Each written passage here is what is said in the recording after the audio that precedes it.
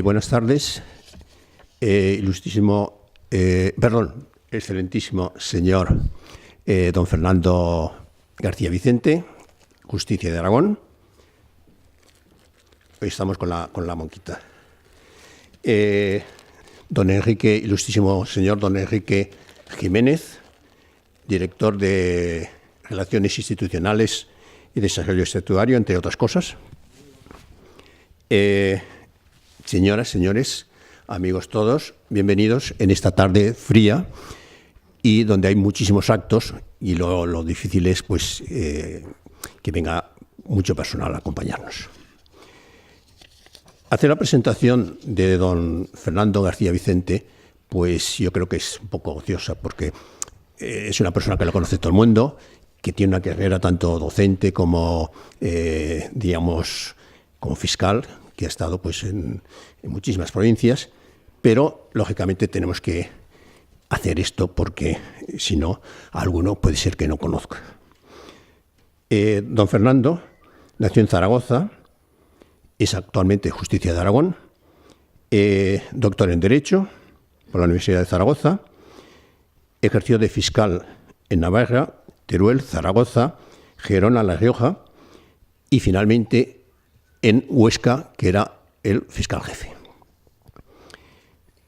Profesor de Derecho Civil de la Facultad de Derecho de la Universidad de Zaragoza, con 15 años de experiencia. Fue elegido en el 1998 por las Cortes de Aragón como Justicia y está en este momento, pues no sé si le renovarán o no, porque está en funciones desde 2014.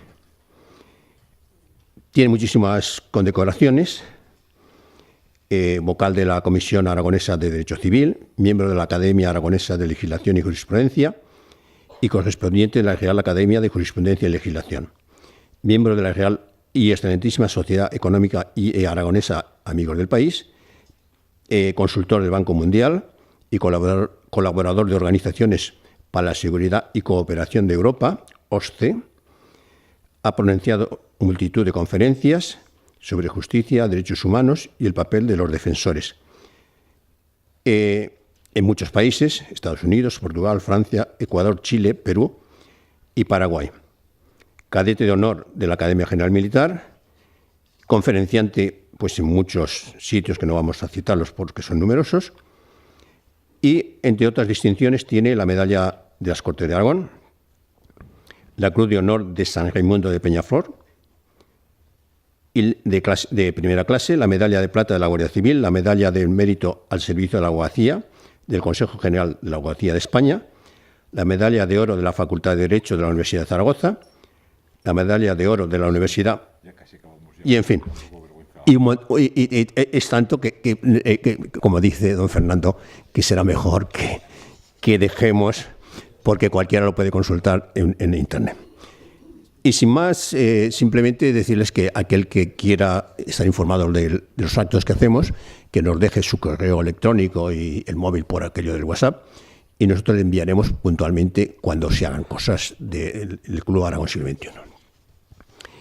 Y sin más, cedemos la palabra a don Fernando García Vicente para que nos hable del derecho aragonés, que es una de las peculiaridades que tenemos y que tenemos que defender sin duda alguna.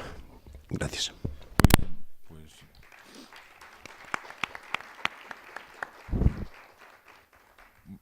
Sí, yo creo que sí, se me oye. Muchas gracias, señor presidente, por esta introducción tan amable y por invitarme a estar hoy aquí. Señor director general anterior, decano del Colegio de Abogados de Tudela, donde yo empecé mi carrera profesional y del que guardo un estupendo recuerdo, compañeros de la Comisión Asesora de Derecho Civil, compañeros de la carrera fiscal, amigos que veo por aquí, señoras y señores, muchas gracias por acompañarme hoy en un día tan frío como está hoy Zaragoza. Bueno, casi voy a hacer un pacto con ustedes. Mire, yo de muchas conferencias, a mí entiendo normal que la gente de vez en cuando mire el reloj, es algo normal.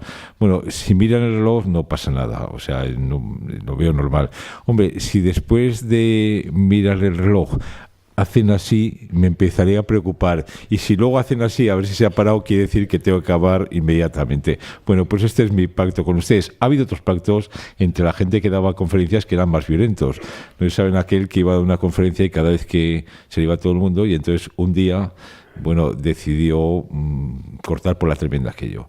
Y entonces puso una pistola encima de la mesa. Y se fue el primero, se fue el segundo, y cuando no quedaba más que uno, levantó la pistola, le apuntó y le dijo: alto o disparo. Y dice: ¿cuánto falta? Y dice: media hora. Y dice: pues dispara, a ver si hay suerte, y no me da.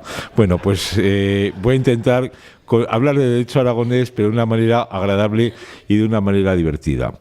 Bueno, mire, y de manera seria, por supuesto. Joaquín Costa decía que Aragón se caracteriza por el derecho, y yo creo que es verdad. Probablemente la aportación más importante que hemos hecho a la cultura europea ha sido el derecho aragonés. ¿Y por qué Aragón se caracteriza por el derecho? ¿Es que tenemos algún gen especial los aragoneses? Pues no, pero hay una explicación que yo les quiero dar, la explicación de que yo doy de por qué Aragón se caracteriza por el derecho. Porque cuando empezamos la Reconquista, aquí éramos, como siempre en Aragón hemos sido pocos, no hemos sido poco, pero hemos sido siempre pocos, y necesitamos que viniera gente pues a ayudarnos. Claro, nosotros no estábamos como nuestros vecinos navarros, que tienen una vega muy fértil, la Mejana de Tudela, ni como los catalanes o los valencianos, que hace un tiempo estupendo, ahí salen las cosas solas, sino que estábamos en una tierra muy complicada.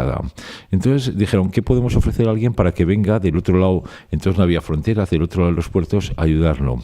Y dijeron una cosa que, bueno, que entonces era muy avanzada, pero que hoy se ve que es verdad. Decir, bueno, que no podemos ofrecer cosas materiales, vamos a ofrecer derechos y libertades, que eso también tiene un valor. Hay algún estado de los Estados Unidos que cuando quiere hacer propaganda en otros estados de los Estados Unidos para que la gente invierta, dice: aquí los pleitos se resuelven en una tercera parte que en el estado de al lado. Y es que las cosas funcionen con rapidez, que funcionen con libertad, pues es bueno. Por eso el primer rey de Aragón, cuando empieza aquello, dice: ¿qué es lo que puede hacer? Dice: bueno, pues lo primero se va a ver al Papa para que lo reconozca. Entonces el reconocimiento lo hacía el Papa, y a cambio acoge los colores de la bandera del Papa, que son los colores de la bandera de Aragón. Y segundo, pues hombre, como es una guerra de religión la que se ha empezado con los musulmanes, le pide que le nombre un obispo, porque eso es un sustento ideológico. Y a continuación, pues crea una catedral. Bueno, pero con eso no se crea riqueza, hay que hacer más cosas. Y entonces empieza el fuero de Jaca, ¿no? El fuero de Jaca, que luego va a tener una importancia enorme no solo en Aragón, sino en Navarra y en País Vasco, incluso en Galicia, ¿no? La gente, para atraer a la gente, que dice: para que vengan los del otro lado del puerto, lo que tenemos que hacer es ofrecerles cosas que en el otro sitio no pueden hacer. En Francia, que había un sistema, como ustedes saben, medieval, había que pagar el diezmo, la décima parte de la cosecha. Pues dicen: el que venga a Aragón y cultive 2 años la tierra, la hará suya sin más, y será suya para toda la vida. Es un avance muy significativo. Luego, la riqueza de los pueblos está no tanto en la producción material, sino que está en el comercio. Dice: ¿cómo fomentar el comercio? Y toma una serie de medidas para fomentar el comercio. La primera medida que hace es crear una moneda. Y se crea el sueldo jaqués. Es que hasta que hay moneda hay que cambiar 3 conejos por una gallina, o 2 cerdos por una vaca. Y si no los pueden vender, ¿qué hacen? Van y vienen. La moneda facilita muchísimo el comercio y crea el sueldo jaqués. Y luego establece una señal de medida. Y como ustedes saben, porque está ahí, cuando vayan a la catedral de Jaca, está la vara jaquesa, que era... Todo el mundo sabía que eran tantas varas, lo que suponía, porque entonces no había un sistema métrico decimal, lo que permitía medir. Pero no basta con tomar medidas, digamos, físicas o matemáticas para facilitar el comercio, hace falta que la gente tenga facilidad para ir a vender e ir a comprar. Y entonces, ¿qué es lo que hace? Como la inseguridad era manifiesta, establece que quien asalta a aquel que va a feria pública o mercado, se le impone la pena más grande que se podía poner. Porque entonces, que la gente trabajaba con las manos, los trabajos intelectuales prácticamente no había, le cortan al que asalta, al que va a feria o mercado, le cortan la mano, que es la pena más grande después de la pena capital que se podía poner. Bueno, y eso tiene un éxito. En aquella época no se medía la población por personas, sino que se medía por fuegos, porque era mucho más fácil de medir. Y los historiadores cuentan que en 50 años el número de fuegos de la ciudad de Jaca se multiplica por 3, se multiplica por 4, que es un éxito muy importante. Bueno, este derecho, que se recoge en el Fuero de Jaca 970 y tanto, no se sabe muy bien si 10 años antes o hecho después, es un derecho que es bastante abierto, es un derecho que es bastante liberal, porque siempre ha sido el derecho aragonés liberal, y luego les explicaré por qué ha sido liberal. Y entonces los peregrinos, cuando tienen problemas, los peregrinos, uno viene de Francia, el otro viene de más lejos y tal, cuando tienen problemas, pues utilizan el Fuero de Jaca, por eso que era un derecho abierto, y entonces de Jaca pasa a Sangüesa, de Sangüesa pasa al barrio de San Cerny en Pamplona, luego pasa a Estella, de Estella pasa a Logroño y pasa hasta Nájera. Y probablemente en el Camino de Santiago se aplica en todo él, porque en la Catedral de León hay muchos testamentos mancomunados, cosa que estaba prohibido por el derecho común, porque se pensaba que el hombre iba a imponer condiciones a la mujer, aunque no es verdad. Y hay muchos testamentos porque la gente hacía testamento en aquellas épocas, el momento de morir, y lo guardaban en las iglesias y en las catedrales. Y recientemente pues se ha modificado el derecho gallego, introduciendo instituciones como el testamento mancomunado, que son instituciones típicas de derecho aragonés. Pero no solo ahí, sino que el derecho de Pamplona va hacia arriba. El otro día leí una noticia, no quisimos rectificar porque no hay que discutir nunca con los medios de comunicación, diciendo ahora en el País Vasco se puede desheredar a nadie. Es el único sitio, va a venir mucha gente a desheredar a los hijos porque no hace falta eso. No es verdad. En Aragón se ha podido siempre dejarte un hijo y nada a los demás, con tal de mencionarlos en el testamento. Y en Navarra, que siguen en la misma, esto es una práctica frecuente. La gente lo utiliza bien, pero cuando hay algún caso que hay que dejar a alguien fuera, pues lo hace. No es una invención que hayan tenido los vascos. Y les contaré una anécdota, y ya dejo contar esa parte histórica del derecho privado y les cuento esto. Fíjense, está documentado, esto no es una leyenda, que los jueces de San Sebastián iban a Jaca a ver cómo había que interpretar el fuero. Y también sabemos que, bueno, aquí no damos muchas facilidades a la gente, y los tuvieron 5 días esperando. Y cuando por fin les dijeron qué es lo que decía el fuero, le dijeron, hombre, pues ya que hemos venido aquí, dejarnos y que copiemos el fuero completa, si no tenemos que venir cada vez a eso. No, dice, el Tribunal de Casación, el Tribunal de Apelación somos los de Jaca. Cada vez que tenéis un problema, los jueces de San Sebastián tenéis que venir a Jaca. Por eso cuando alguien alega de hechos históricos para justificar beneficios económicos, hay que contar esto, lo que yo les cuento es verdad, o sea, no es mentira, es lo que es verdad. Si hablamos de historia, pues la historia es como les acabo de contar yo. Bueno, y antes de más, el fuero Jaca se aplica también en Francia, y al fuero Dolorón y todo eso, porque los peregrinos lo aplican allí. Bueno, pero no solo hay un sistema de derecho privado que funciona, también hay un sistema de derecho público que es ciertamente novedoso. No sé, les podía contar la leyenda del origen de la justicia. Es una leyenda tan bonita que si no le veo Ventrovato, bien merecería la pena que lo fuera, y por eso se la voy a contar. Bueno, la invasión árabe se hace porque vienen muchos de fuera. Este era un país que era un desastre. José Antonio Escudero cuenta en su libro sobre el rey que en la época visigótica la mitad de los reyes fueron asesinados, o sea, el rey nuevo era el asesino del anterior, y era un desastre, ¿no? Y por eso los árabes lo invadieron con bastante facilidad hasta que llegaron a Huesca. Los de Huesca, por eso les llamamos cariñosamente fátulos a los de Huesca, no se dejaron invadir, y entonces hubo un cerco de Huesca que duró 3 años, y en ese cerco hubo peleas, luchas, tal, hubo muertes seguramente. Bueno, y cuando por fin entraron, hubo mucha gente que se tuvo que ir de Huesca, se tuvo que refugiar en el Pirineo por miedo a las venganzas y a las represalias. Y entonces un día decidieron plantarse, y cuenta la leyenda que fue debajo de una peña. Unos dicen que fue la Peña Orovel y otros San Juan de la Peña en Jaca. Y se decidieron plantarse e iniciar lo que hoy llamamos la Reconquista. Entonces no tenía nombre, porque estas cosas se les ponen los nombres después, no cuando se producen. Y decidieron ir a conquistar una casa que era de uno de ellos, que había sido ocupado por unos que venían de fuera, que iban vestidos diferentes, que hablaban una cosa que no les entendía. Fueron, la ocuparon. Entonces, a los militares no les pagaban con un sueldo, como nos pagan ahora a los funcionarios, les pagaban con el botín. Y se planteó quién se quedaba con aquello. Llegó uno y dijo, me corresponde a mí, yo he sido el más valiente, el que he ido delante de todos, no hay más que ver mi escudo, no hay más flechas. En mi escudo es el que hay más flechas que ha parado. Y diría probablemente, porque entonces no era deshonroso, yo he sido el que ha matado a más gente. Bueno, pues ese es un motivo. A continuación se levantó el segundo y dijo, hombre, yo soy el que más he perdido. Yo he ido con mi hijo y no han matado. Y no hay nada que cause más dolor a un padre que maten a un hijo de 20 años. Yo creo que para compensarme le teníais que dar la casa. Bueno, empezaron a ver quién de los dos se lo daban, y se levantó uno y dijo, pero si esa casa es mía. Ayer hasta antes de ayer, dice, nos la quitaron uno, oiga, si la hemos recuperado, lo lógico es que la recuperemos. Si hay que pagar algo, ya pagaremos, pero lo lógico es que me den la casa. Bueno, y el tema estaba más complicado, ya se complicó más, porque llegó uno que hablaba parecido a lo que hablaban ellos, pero que no era lo mismo, que era lo que se hablaba en Navarra, lo que se hablaba al otro lado del puerto, que era el occitano, que tenía algo que ver con el vasco, con el catalán, con lo que es el aragonés, con lo que es el castellano. Y dijo, yo he venido aquí porque me han dicho que sois pocos y que os hace falta gente que os ayude, pero yo no tengo casa. Si queréis que me quede a vivir con vosotros, me tenéis que dar una casa, si no me tendré que ir a otro sitio.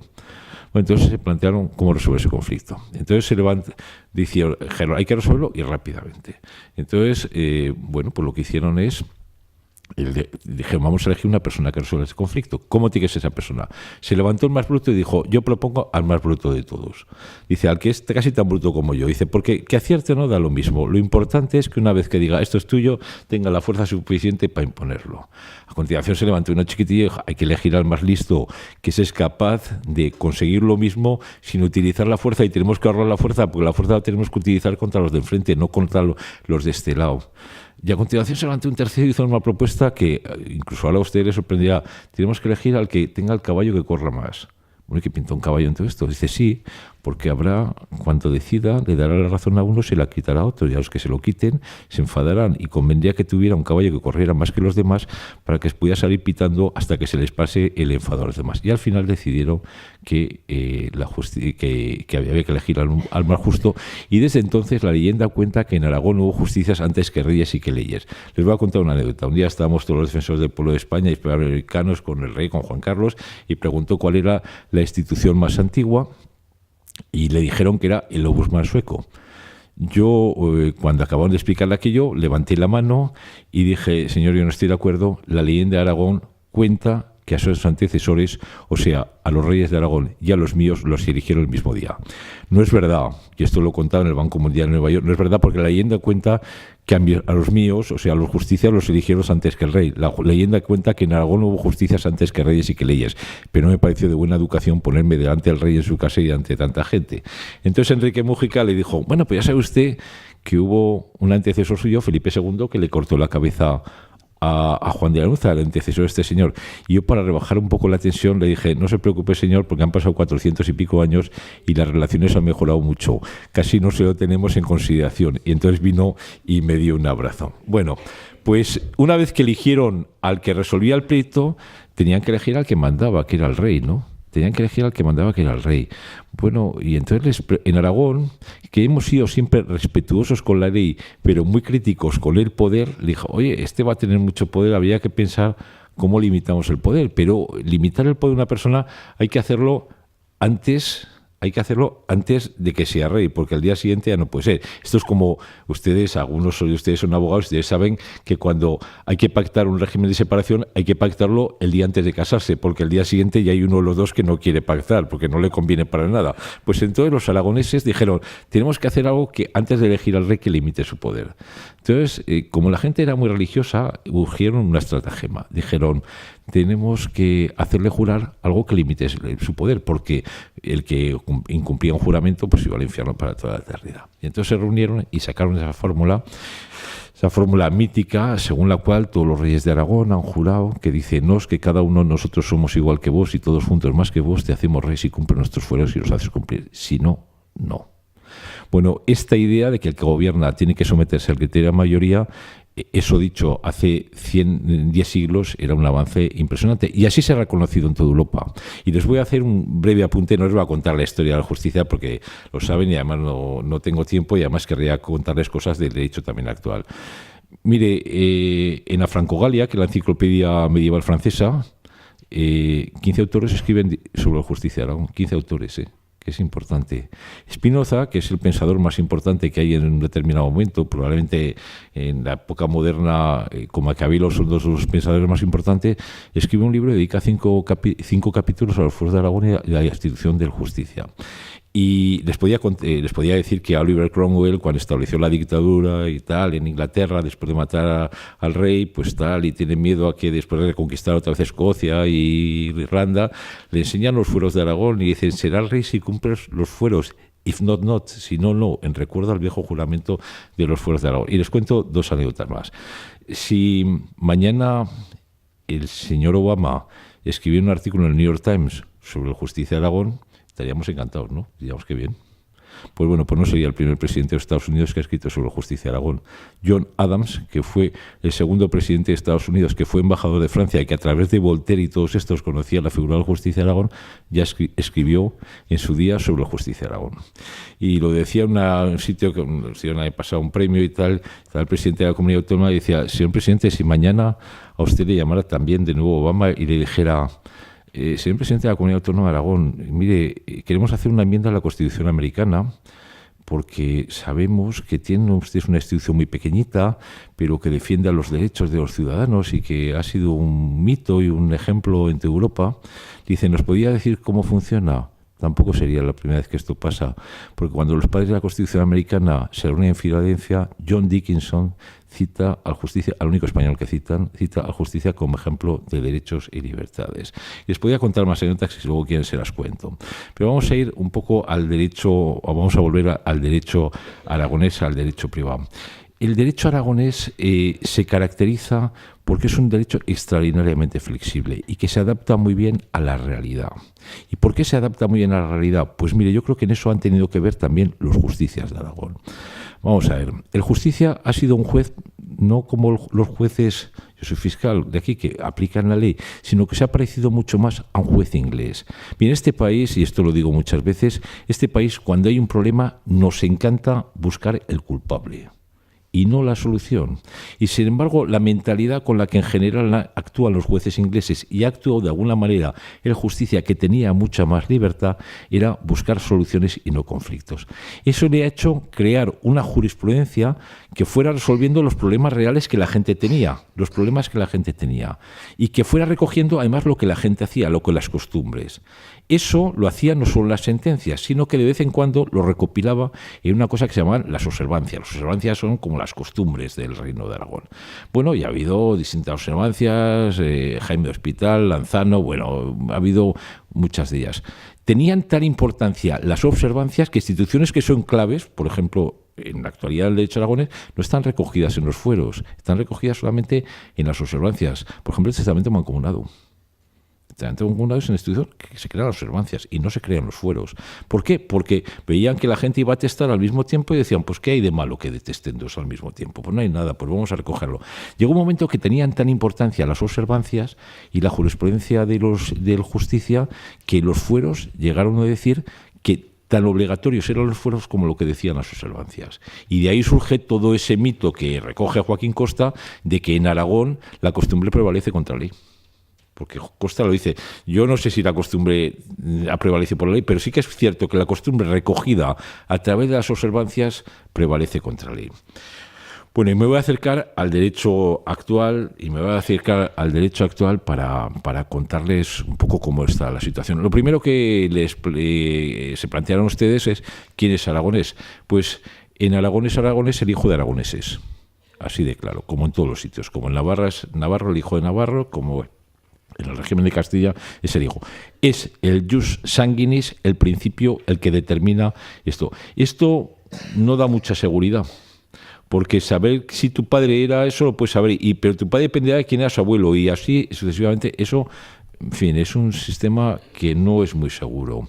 Yo le he dicho varias veces a ministros de justicia de diversos signos, y todo les ha parecido muy bien, que debían, en el registro civil no se habla de la regionalidad, de la vecindad que tiene uno, y que debía recogerse ese dato. O por lo menos les he dicho una cosa que me parece que es muy importante. Debería, cuando alguien se casa, como hacen en Italia, preguntarle si quiere usted casar con el régimen de separación o con el régimen de comunidad. Y eso resolvería muchísimos problemas, entre ellos y el día de mañana con terceros, ¿verdad? Pero eso no se hace. En Aragón es aragonés el hijo de aragoneses, pero también es aragonés el que viene a Aragón y está 2 años en Aragón y manifiesta querer ser aragonés, y también es aragonés el que está aquí 10 años y no manifiesta querer conservar la vecindad del sitio donde procede. Eso tiene un tema en contrario, que si nosotros nos fuéramos, un aragonés se va a Barcelona o se va a Madrid y está viviendo 10 años y no lo manifiesta ante el registro civil, adquiere la vecindad del sitio donde hay. Hay muchas casas de Aragón que son muy aragoneses, sin saberlo, han perdido la vecindad civil aragonesa. Sí, a lo mejor se casaron como aragoneses, que se casaron, los dos eran aragoneses y el régimen económico es el aragonés, pero el régimen de sucesiones no. Quería avisarles una cosa, que esto es moderno, esto es relativamente moderno. La legislación europea empezó regulando las relaciones entre los estados, bueno, y luego dio más pasos y pasó a regular las relaciones de los estados con los ciudadanos y más adelante empezó a regular las relaciones de los ciudadanos con los ciudadanos. Al principio en el mundo del derecho público, pero es que ha entrado en el mundo del derecho privado. Y hay directivas, algunas de las cuales ya están en vigor y otras van a entrar en vigor el año que viene, que producen un cambio radical y conviene saberlo. No dentro de España, pero si uno se va fuera. Vamos a ver, yo estoy casado con una portuguesa. Si yo me voy a Portugal y establezco mi residencia habitual en Portugal, que es estar 6 meses y un día viviendo allí, si yo tengo un pleito por el régimen económico de matrimonio o tengo un pleito por mi sucesión o hay un pleito con mi sucesión o la de mi mujer, se aplica la ley del lugar. Porque los jueces se han dado cuenta en la Unión Europea de una cosa que claro que es evidente. No puede un juez europeo estar aplicando el derecho de Estonia, de Lituania, de tal o cual, y mucho menos el de un país de África donde ni siquiera se sabe.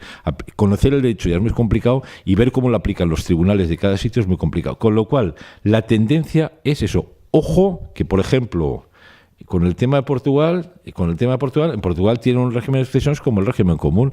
Pues la viuda hereda, o el viudo hereda el usufructo de 1/3 de los bienes. En Aragón es de todo. Como es en Navarra, la subsidiaria. Bueno, entonces, ojo, que el tema cambia radicalmente y que eso hay que saberlo. ¿Se puede evitar? Pues yo creo que haciendo testamento y diciéndolo se puede evitar, pero conviene saberlo que el tema está así, conviene saberlo que el tema está así. Yo recomiendo por eso a la gente que cuando quiere conservar la vecindad aragonesa, pues vaya al registro y lo diga. Vamos a ver, peculiaridades de Aragón. En Aragón, lo primero que llama la atención es que tenemos una observancia que dice en Aragón, el constituyen en regnum, por costumbre del reino, no habemos patria potestatem. No tenemos patria potestad. ¿Quiere esto decir que los hijos no tienen que obedecer a sus padres, que los padres no tienen la obligación de mantenerlos, educarlos, criarlos? No. Ya, pues qué raro este país, que lo primero que se les ocurre decir es que no hay patria potestad, pero ¿dónde estamos? Y en todos los sitios se admite la patria potestad. Pues tiene una explicación. Mire, en el derecho romano los hijos eran considerados una cosa. Y como eran considerados una cosa, había lo que se decía el jus vitae et necis, el derecho sobre la vida y la cosa. Y se podía vender y se podía dar como esclavos y se les podía, jus vitae, se les podía matar. Y no te había que dar explicaciones a nada. Hasta que no se emancipaban por matrimonio, el hijo era considerado una cosa. Eso es una barbaridad. Pues en Aragón, para decir que no estamos de acuerdo con ese planteamiento de lo que son los hijos, se dice que en Aragón no tenemos patria potestad. Tenemos una cosa parecida, que se llama el deber de crianza, que más o menos es lo mismo, pero hemos rechazado la terminología latina porque nos parece que era muy forzada. Sí. Bueno, otro tema, que es un tema que a mi juicio habría que reconsiderar, el tema de la edad. En Aragón, a partir de los 12, 14 años, pues hay cosas que se puede hacer, un menor puede hacer con el asentimiento del padre. Esto era lógico cuando todo el sistema tradicional aragonés está pensado para mantener la casa. Entonces, uno vivía en una casa del Pirineo, que hacía cambio con los de la casa al lado, mandaba a un hijo de 12 años con 2 conejos y se traía pues las verduras o lo que fuera. Eso iba con los conejos que le había dado su padre, con algún consentimiento expreso tácito de su padre, y se volvía con las lechugas, se volvía con las gallinas o lo que fuera. Eso es razonable. Ahora, a mí me parece complicado y que es un tema que hay que plantearse el decir que los menores pueden hacer de todo y en cualquier situación. La vida actual es tan complicada que decir a un menor que puede firmar una stock option, una no sé qué, una tal o cual, cuando hay gente súper especializada que ha firmado cosas, hipotecas con cláusulas de no sé qué, con cláusulas no sé cuántas, a mí me ofrece dudas. Que eso sea. Las normas que protegen a los menores están pensadas para protegerlos, no para fastidiarles, para limitar su capacidad. Y en un mundo muy avanzado, determinados actos que son muy importantes, el que un menor lo pueda hacer sin que intervenga nadie por allí, es un tema que me ofrece algunas dudas. Creo que es un tema que habría que reconsiderar. Bueno, un planteamiento general. Voy a pasar al régimen económico del matrimonio. En Aragón siempre hemos podido, antes y después de casarnos, pactar en capitulaciones matrimoniales cuál es el régimen que queremos. Bueno, si no decimos nada, tenemos un régimen consorcial que es un régimen parecido a un régimen de comunidad con alguna especialidad que les diré. Vamos a ver, yo estaba en la comisión, yo soy miembro de la comisión, estaba en la comisión cuando se discutió aquello. A mí me parece... A mí, si lo digo sinceramente, me parece más lógico partir de que el régimen es un régimen de separación y el que quiera casarse con comunidad que se case, que no partir de la comunidad y tener que pasar a la separación. Porque vamos a ver, somos realistas. Un chico y una chica, que ahora los chicos y las chicas todos prosperan, tiene un novio o una novia que es notario. Y de repente un día va a su casa y le dice a su madre: me ha dicho mi novia, la que es notario o el que es notario, que por el bien de los dos es mucho mejor casarnos con el régimen de separación. Dice: no me gusta nada este chico. Este está pensando en separarse. Sin embargo, si el régimen, como es en Cataluña, se parte con el régimen de separación, pues es más, oye, nos queremos tantos que estamos dispuestos a hacer que todo lo que tengo es tuyo si por mi camino vas. Pues eso es más fácil de vender. Yo estaba en la comisión, yo tengo régimen de comunidad. Yo estaba en la comisión y yo creo que es mejor partir del régimen de separación que del régimen de comunidad. Pero les voy a decir una cosa. Yo, como miembro de la comisión, no quise asumir la responsabilidad de cargarnos un sistema que ha sido tradicional en el derecho aragonés, que lleva 100 años funcionando, porque se ha pensado para mantener en divisa la casa, y entonces no lo hizo.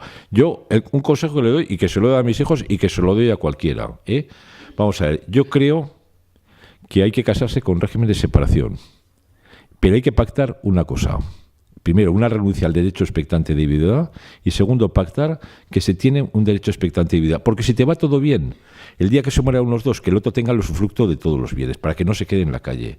Pero si el derecho hay que pensarlo para cuando las cosas van mal, y si las cosas por lo que sea van mal, pues más vale tener resuelto el tema económico que no el otro tema. Aparte que a mí a veces no me parece justo el que uno gane mucho y otro gane poco y al final todo sea los dos. Hay quien dice que no, que al final lo que tienes es el resultado de lo que ganas y lo que gastas. Pero en fin, el régimen es de comunidad.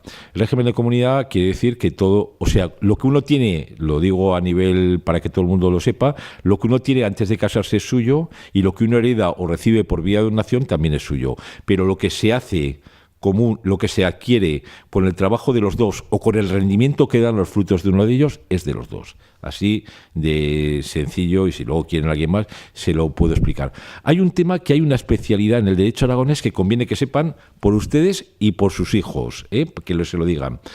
En el régimen común, si uno se compra una casa antes de casarse y luego la van pagando el resto de su vida los dos, la casa se ha pagado un plazo de los, por ejemplo, 1.000 plazos que hay que pagar y los demás los han pagado los dos, un plazo será suyo y los 999 será de los dos. La casa es un condominio de los dos. En el derecho aragonés, porque los condominios no son buenos, huyan de los condominios, procuren tener cosas a medias con nadie. Pues en el derecho aragonés, si uno paga un plazo y compra la casa antes de casarse y paga un solo plazo, la casa es suya. Aunque luego, si la pagan entre los dos, si aquí hay que liquidar la sociedad de gananciales, pues lo lógico es liquidar la sociedad de gananciales. O sea, lo que la ley dice es que si uno ha puesto una parte y otro ha puesto la otra, habrá que devolver la otra. Pero no es lo mismo tener un derecho de crédito que la casa sea tuya. Es completamente diferente una cosa de otra.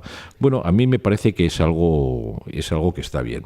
Bueno, y paso al régimen de sucesiones porque creía que luego me pudieran usted hacer alguna pregunta. En Aragón se puede hacer testamento. Tradicionalmente el testamento se ha hecho en la gente cuando estaba en peligro inminente de muerte. Por eso, en el derecho aragonés, cuando uno estudia los fueros, a los testigos le llamaban espondaleros, porque se ponían junto al espondal de la sobrecama del lecho de la muerte. Se le llamaba visores porque veían, oidores porque o porque oían testes y testimonios, se les llamaba también, se solía hacer en peligro inminente de muerte. Bueno, yo les digo una cosa, un consejo en general que doy, y aquí estamos todos, hay que hacer testamento, pero cuando uno está bien. No hay que hacerlo cuando está muriendo. Cuando está muriendo, primero, tiene una mente más limitada y segundo, es mucho más influenciable. Les voy a decir una cosa que como justicia he aprendido, también algunas veces como fiscal he visto, hay muchísimos más malos tratos y presiones de lo que puede parecer a las personas mayores. Y los malos tratos y las presiones a las personas mayores en muchos casos son por vía para conseguir que se haga un testamento. Estoy hablando con un notario, me decía que él tenía un cliente que cada vez que cambiaba, tenía 5 hijos, cada vez que cambiaba de casa de hijo, hacía testamento nuevo. Y cuando hizo con los 5 le dijo, vamos a ver, no puede ser. Pues hay mucho más malos tratos y presiones de los que pueda aparecer con las personas mayores que no. Por eso uno tiene que hacer testamento cuando está bien. Cuando está bien, cuando está muy alejada de la muerte, porque además lo hace con mucha más naturalidad. Y también les voy a decir una cosa, es un consejo que les doy, contra más breve sea el testamento, mejor. Los hijos, de derecho romano se decía que son enemigos en potencia. Hay cuántas familias han discutido por los hijos, todo el mundo conocemos familias que han discutido, pero a veces gente cercana a nosotros, y a veces por tonterías, por unas cucharillas, por una tontada, se pone a discutir. Si pueden hacer un testamento diciendo, dejo mis bienes por partes iguales a mis hijos y a mi mujer y el usufructo aragonés, pues si eso es lo que piensan, no se meten a más dibujos, porque si no, contra más escriban, más lío sé. Los jueces lo saben, la forma de que no te revoquen una sentencia es escribir poco. Una sentencia que los hechos probados tiene 7 líneas, no hay quien la case. Eso es la realidad. Pues los testamentos, la forma que no haya líos es escribir lo menos posible. Bueno, se puede hacer testamento. En Aragón hay una peculiaridad, que se puede hacer testamento mancomunado. O sea, testamento, entonces se llama de hermandad, que es el que hacen marido y mujer, lo pueden hacer también otras personas. Eso en el derecho romano ha estado siempre prohibido, porque se decía que estaba prohibido porque el marido iba a imponer a la mujer determinadas condiciones. Bueno, a mí mis amigos notarios me dicen que cuando van a hacer testamento mancomunado en Aragón, el marido y la mujer, la que normalmente habla es la mujer. Y cuando le acaba de explicar al notario todo lo que quiere hacer, al acabar le dice, bueno, señor notario, cuando se muera que me queda a mí. Eso las... También les voy a decir una cosa que yo cuando en otros tiempos, bueno, pues el profesor Lacruz hizo unos comentarios a la compilación de derecho foral y a mí me encargaron que hiciera el testamento mancomunado.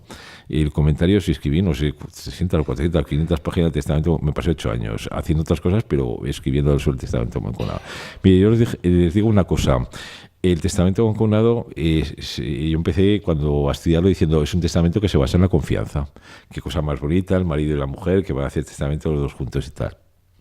Después de darle muchas vueltas, ¿sabe qué pienso? Que es un testamento que se basa en la desconfianza. Cuando uno se fía de su mujer, dice, yo voy al notario, hago un testamento y digo, dejo todo a mis hijos y a mi mujer su fruto vital y ya está. Bueno, ya está. Dice, cuando uno se dice, a ver si estoy haciendo yo el indio.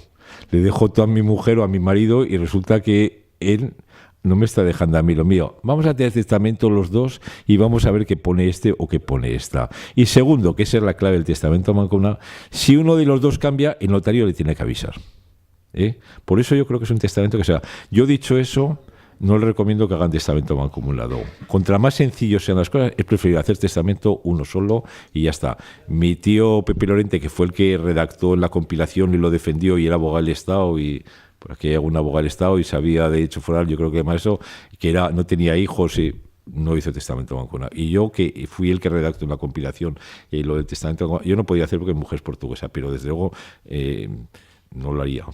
Yo le recomiendo, es preferible que uno vaya al notario y haga su testamento y el otro haga su testamento y ya está. Y si lo quieren cambiar, pues lo cambian. Pero todo eso de establecer correlaciones. Bueno, pues se puede hacer testamento normal.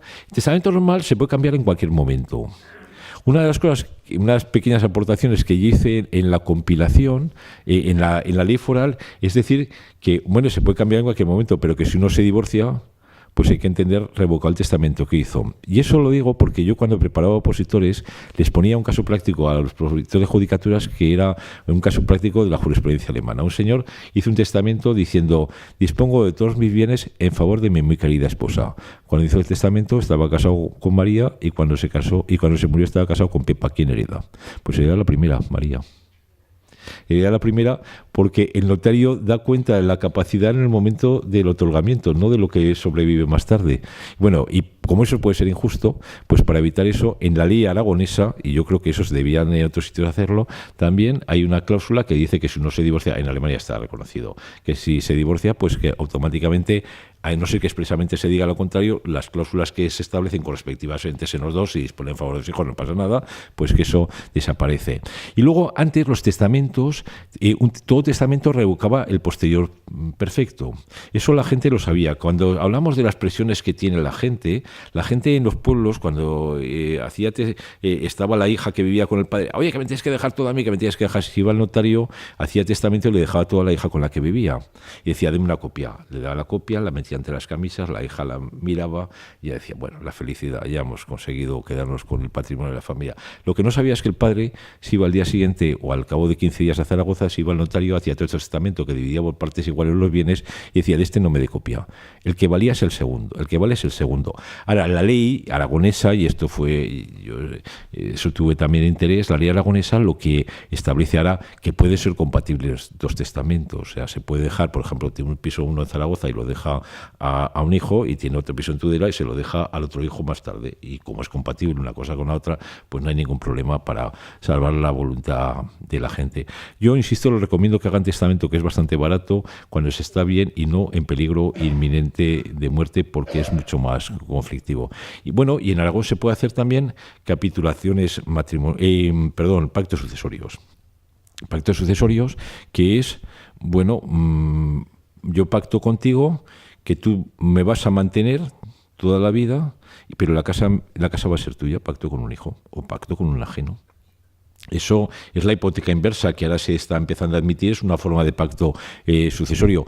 Esto no se ha admitido en el derecho romano y en el derecho tradicional, no se ha admitido por una razón, porque decían los romanos que quien pacta sobre su vida la pone en riesgo. Dice, hombre, si el abuelo se muere 2 años antes, pues antes que recibimos algo, ojo. Entonces decían que no hay que pactar. Hombre, y en Aragón se ha hecho siempre pensando en mantener indivisa la casa, y para evitar eso de tú quédate a trabajar, que aunque no te paguemos mucho ya te lo encontrarás el día de mañana. Y luego el padre el día de mañana encontraba a una chica mucho más joven y resulta que se quedaba en la puñetera calle el que había trabajado toda la vida aquello. Entonces, para evitar eso se hacía el pacto sucesorio.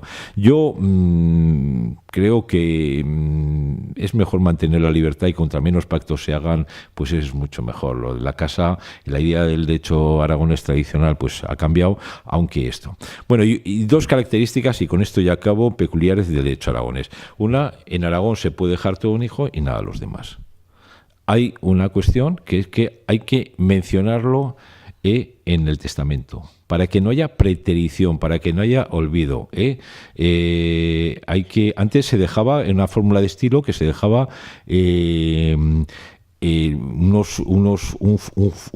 sueldo jaqués. En Navarra es 5 sueldos y sendas robadas en los montes comunes, ¿no? Esa es la fórmula de estilo que utilizan los notarios. Y en el País Vasco se deja una teja.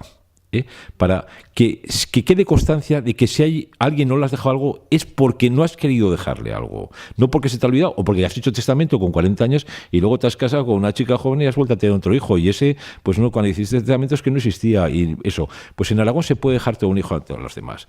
Yo les voy a decir lo que opino. Aquí en la justicia habla una persona que, bueno, que le da vueltas a todo esto. ¿Es bueno dejar todo un hijo y nada a los demás? Pues yo creo que en principio no. Yo creo que lo normal en una familia es dejar por igual todo a los hijos. Eso quiere decir, ¿por qué? Hombre, porque, vamos a ver, si a uno le dejas muchísimo más que dejas todo a uno y no dejas nada, eso, vamos, crea un resquemor. Primero, si se entera, se pone de mal humor y es mal asunto. Y luego, el día de mañana dice, yo me ocupaba de mi padre y tal, eso. Luego hay gente que lo hace pensando de buena fe, dice, hombre, le he ido peor y le voy a dejar la tal finca que va muy bien, y las acciones de Telefónica y no sé qué y tal y cual, y las acciones de Telefónica bajan y la finca que va muy bien pues va muy mal, y eso es bastante frecuente. A mí una vez me vino a ver una monja de clausura, me dijo, mire, tengo un problema de conciencia. A nosotros, había un problema con si una monja tenía derecho a la seguridad social o no tenía derecho a la seguridad social y no sé qué. Nosotros defendimos que sea cualquier cualquiera que estaba de fuera, venía una monja de clausura, pues también tenía derecho a la seguridad social. Dice, porque habían dicho a su familia que eran pobres. Y la monja de clausura, la priora, me dice, es que ¿sabe qué pasa? Que todo el mundo se piensa que nosotros somos pobres, pero a nosotros nos dejaron un testamento de un terreno que pensábamos que no valía nada y ahora vale 1.000 millones. Y claro, yo me callo porque como se entere en la conferencia episcopal que esto vale 1.000 millones, nos lo van a quitar, joder, nos lo van a quitar inmediatamente. Pues quiero decir que la vida da muchas vueltas y que a veces lo que no vale nada eso, y se aumenta la injusticia si se reparte de manera desigual. ¿Quiere esto decir que nunca hay que distribuir de manera desigual? No, yo creo que no. Y no hay que ser radical. Yo creo que hay cosas que, por ejemplo, no se pueden dividir. Una explotación familiar no se puede dividir. Tradicionalmente en Aragón, cuando la casa no se podía dividir, ¿qué es lo que hacían? A los hijos que no les quedaban con la casa, los mandaban a estudiar o los mandaban al comercio y muchas veces les iba mejor. En Aragón ya saben que hay una figura que en términos vulgares es lo que llama la gente el tión. ¿Han oído ustedes hablar de los tiones? En Aragón, si le dejan todo a un hijo y nada a los demás hermanos tienen derecho a ser mantenidos en la casa de acuerdo con el poder y el haber de la casa. O sea, a vivir exactamente igual que otros, sin pegar ni golpe. Nadie les pide que hagan nada. Solo hay una condición: que no se casen mientras sean solteros. Y eso ha hecho que probablemente en determinadas zonas del Pirineo la natalidad haya sido más baja porque antes la gente no tenía hijos y no se casaba, y eso ha influido de alguna manera. Bueno, y yo creo que también tiene sentido el dejar más a uno y que a los demás en dos casos muy concretos. Uno, cuando hay una persona con una discapacidad, que, hombre, hay que protegerla. Porque el día que falta a los padres, y entonces hay fórmulas para dejarle más a él y que luego el día que él se muera pues vuelva a los hermanos o vuelva a la fundación que se está ocupando de aquello. Eso a través de la fiducia es algo que es perfectamente posible hacer. Y luego, hombre, yo también creo que hay cosas que tienen más valor que el meramente económico en una herencia. No sé, yo en mi familia los muebles han sido siempre de las mujeres, los muebles de la casa, y eso no hace falta que lo pongan ahí en el testamento, lo admitimos, porque son las que han sacado adelante la casa, no los que han eso, y parece que es lógico. Y como a lo mejor en otras, pues los instrumentos de trabajo son de los hijos, ¿verdad? O esos son cosas que, bueno, que a veces no hace falta ni ponerlas, pero que son así. Y acabo contándoles una cosa que en Aragón se puede hacer y que antes se hacía con una finalidad y ahora se hace con una distinta. En Aragón se puede decir: yo no dispongo de mis bienes, le dejo al otro que disponga. Se suele hacer con una fórmula que se llama el pacto al más viviente. O sea, el uno le deja al otro todo y el último de los dos reparte. Esto se hacía con una finalidad que era que la casa permaneciera en manos del que tenía más facultades, ¿no? El que no tiene sentido dejárselo al que se va a Barcelona y al que se queda allí no dejarle nada. Entonces se hacía así. Se hacía muchas veces en capitulaciones matrimoniales también, ya se pactaba. Hay capitulaciones matrimoniales de los siglos XIV y XV que son francamente llamativas, en las que la gente, fíjese, disponía de los zapatos. Porque entre tener coche o no tener coche, o ir calzado o ir descalzo, es mucho mejor, es más importante ir calzado que tener coche, y la gente disponía de los calzados. Como había muchos llamamientos por el caso de que muera la mujer, porque morían en los partos muchísimas mujeres, ¿qué es lo que había que hacer? Bueno, pues se preveía. Antes eso se hacía para mantener indivisa la casa, ahora se hace con otra finalidad. Se hace con otra finalidad que es, bueno, los hijos se cuidan de sus padres fundamentalmente por cariño y por reciprocidad, porque ellos los cuidaron cuando eran pequeños. Pero si además saben que el último les puede dejar todo o no les puede dejar nada, a lo mejor es un pequeño estímulo. Y eso hace que ahora se establezca como un elemento de protección al último de los supervivientes. Y nada más, pues estoy encantado de haberles contado todo esto, y si quieren hacerme alguna pregunta, pues con mucho gusto les contestaré. Nada más, muchas gracias.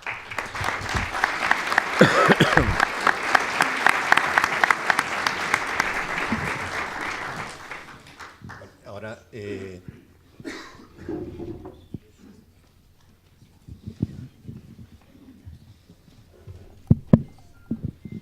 tenga alguna pregunta que hacer, pues levanta la mano y automáticamente pues le irá contestando a don Fernando. ¿El testamento hológrafo? Sí, un momento que le pasará el micro para que esto queda grabado y para que luego... El testamento hológrafo. Sí, el testamento hológrafo es el que hace uno de su puño y letra. Vamos a ver, el testamento hológrafo... El testamento es un instrumento muy formal, o sea, en el que, fíjese, hay que hacer constar el lugar, el día y la hora en el que se hace. y si te olvidas de hacer la hora, el testamento es nulo. Entonces, que una persona normal escriba un testamento hológrafo tiene el riesgo enorme de que sea nulo. Y luego tiene otro riesgo, tiene dos riesgos más: que ese testamento hológrafo se pierda antes del plazo que la ley establece para protocolizarlo, y otro, que de mala fe se destruya. El destruir un testamento hológrafo puede ser delito y además es causa de desheredación el haber roto un testamento hológrafo. Por eso hay gente que de buena fe piensa que deja debajo de la camilla una hoja diciendo y se reparten los bienes y tal. Si los herederos lo quieren cumplir, lo cumplirán, y si no quieren cumplirlos, no tiene ningún valor. Si no tiene, hay que escribirlo todo él de su puño y letra, hay que firmarlo, hay que firmar todas las hojas en el lateral, y además hay que hacer constar el lugar, el día y la hora, y luego hay que adverarlo y protocolizarlo. Yo, desde luego, hay que ir al notario. Un abogado primero y luego al notario, pero hay que ir al notario. Yo no recomiendo a nadie hacer testamento hológrafo. Hay unas teorías sobre cómo se hace el testamento hológrafo cuando escriben el hológrafo, cuando es mancomunado él y ella, o lo hacen los dos, pero bueno, no se lo voy a explicar, pues son discusiones doctrinales que ha habido y que, bueno, algo... No hay que... La vida hay que ir a lo sencillo. Sí. Don Fernando Solsona, el presidente de Ateneo, está aquí.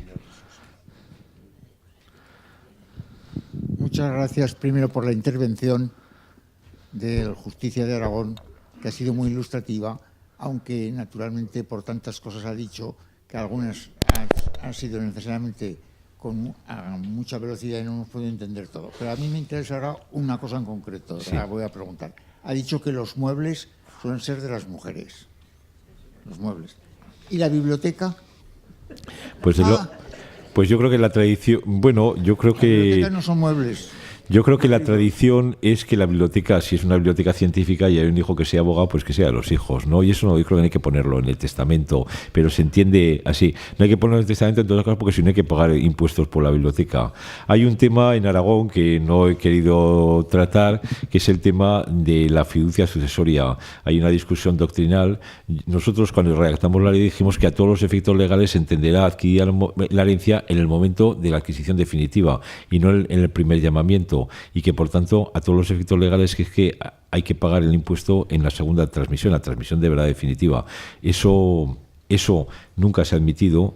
Mi tío Pepe Lorente Sanz, que era abogado del Estado y entonces liquidaban el impuesto a los abogados del Estado, que él era el autor de la compilación, tuvo un gran problema personal porque Aragonés hasta la médula fue el que redactó y defendió la compilación en su día, pero abogado del Estado, y al final dijo que había que pagar en la primera transmisión, con lo cual, bueno, ahí hay un pleito de toda la vida en el que cada vez que damos un paso, vamos a ver, aquí es un problema estrictamente económico, al final habría que pagar lo mismo, pero se tardaría una generación, los gobiernos de una generación a lo mejor no cobrarían. Entonces, cada vez que hay un agujero, porque la jurisprudencia da un paso, inmediatamente el gobierno de turno, y da lo mismo.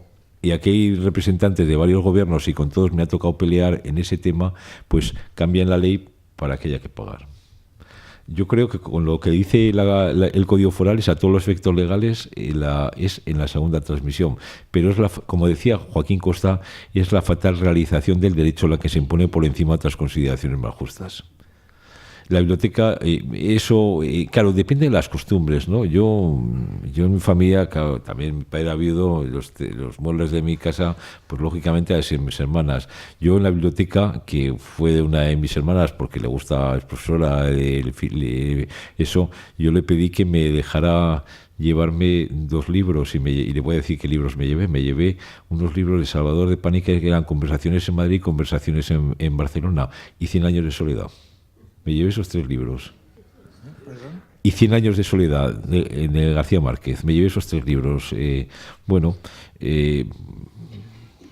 Los discos, pues bueno, son cosas, yo creo que hay cosas que a lo mejor no hay que distribuirlas. Hay que distribuir los libros, 10 libros para cada uno y tal. Si a alguno a lo mejor no le interesa para nada, o los discos, hay algunos que no le gusta. En mi familia, a 4 nos gusta la música clásica, a una un poco y a otro nada. Pues ¿para qué vamos a repartir los 1000 discos que tenía mi padre? Pues eso, pues no lo hemos quedado entre 3, de buenas maneras, o sea, sin discutir para nada, ¿no? ¿Y las obras de arte se entienden muebles? Las obras de arte, vamos a ver, el tema de las obras de arte, si hay muchas obras de arte, lo que hay que hacer es valorarlos.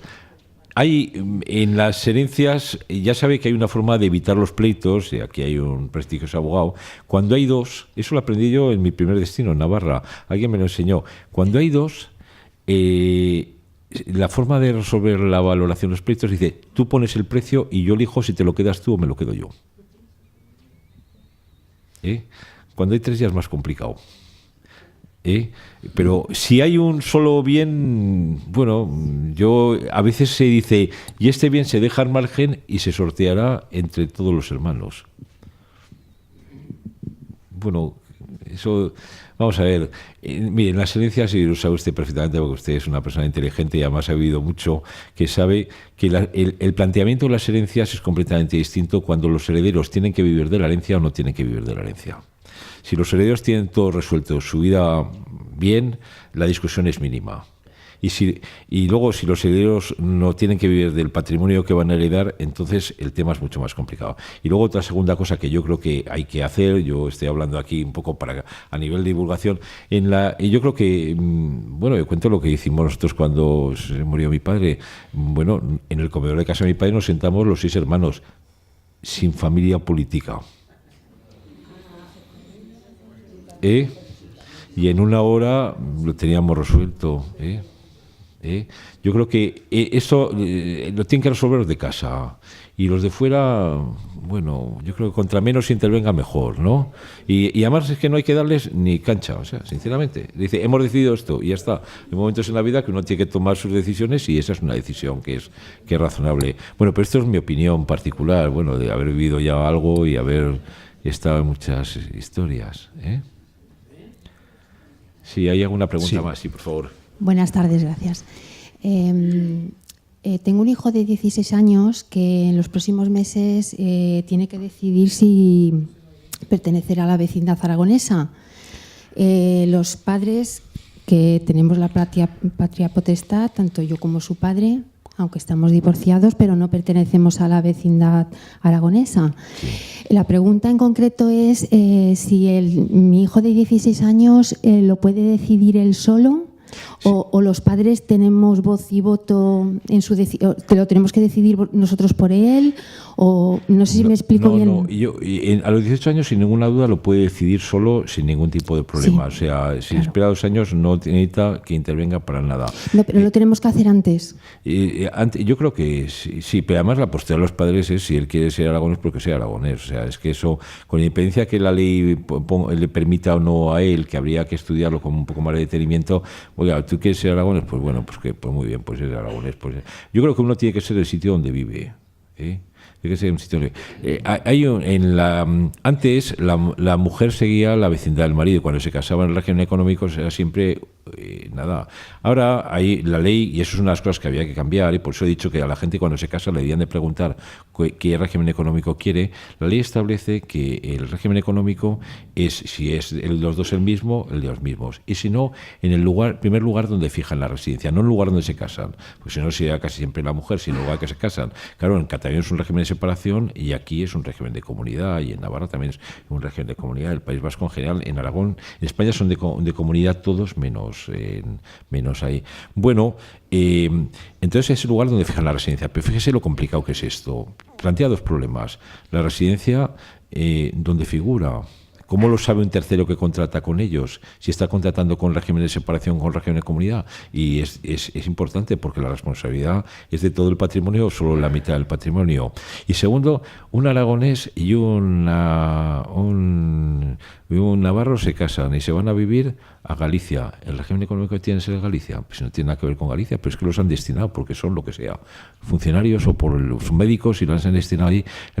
Bueno, y lo vamos a complicar todavía más y se van a vivir a Francia. ¿Y entonces qué régimen económico tienen? Y yo, con un magistrado del Tribunal Constitucional que ahora está en el Tribunal Europeo de Derechos Humanos, que es catedrático, no sé qué, hablando de esto en una reunión que está organizada José Manuel Valdés Sánchez Cruzat y tal, está casado con una americana y me dice, oye, ¿esto que dices tú? Me hace pensar, dice, porque claro, yo me casé con una americana en Estados Unidos y dice, yo siempre he pensado que tenía el régimen, hemos vivido en Madrid el resto de nuestra vida y tal, estuvimos 2 años ahí con una beca, hemos pensado que tenía el régimen de aquí. Dice, ¿tu mujer en qué estados casasteis? Porque en Estados Unidos hay unos estados que siguen el sistema francés y otros que siguen el sistema anglosajón. El sistema anglosajón es separación. Dice, pues en un estado que tenía el sistema anglosajón. Dice, pues estás casado con un régimen de separación. Dice, oye, no se lo digas a mi mujer, ¿eh? Sí. ¿Más Hay preguntas? una pregunta, me parece allí. Sí. Sí. Disculpe, entonces entiendo que si... A los 18 años, sin ninguna duda, puede hacerlo. Yo creo que a los 16 años también puede hacerlo. De todas maneras,